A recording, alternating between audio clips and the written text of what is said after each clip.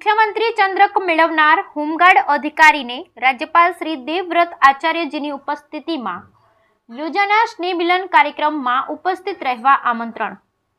ગાંધીનગર રાજભવન ખાતે રાજ્યપાલ શ્રી દેવવ્રત આચાર્યજીની ઉપસ્થિતિમાં યોજાનાર સ્નેહ મિલન કાર્યક્રમના આમંત્રણને લઈ આનંદની લાગણી વ્યક્ત કરતા જામનગર હોમગાર્ડ દળ સીટીસી યુનિટના senior platoon commander Vijaysinh Vanrajsinh Vala. Bureau report Manish Marthak, Halar express news, Jamnagar. જય હિન્દ. હું વિજયસિંહ વનરાજસિંહ વાળા, સિનિયર પ્લાટૂન કમાન્ડર, જામનગર.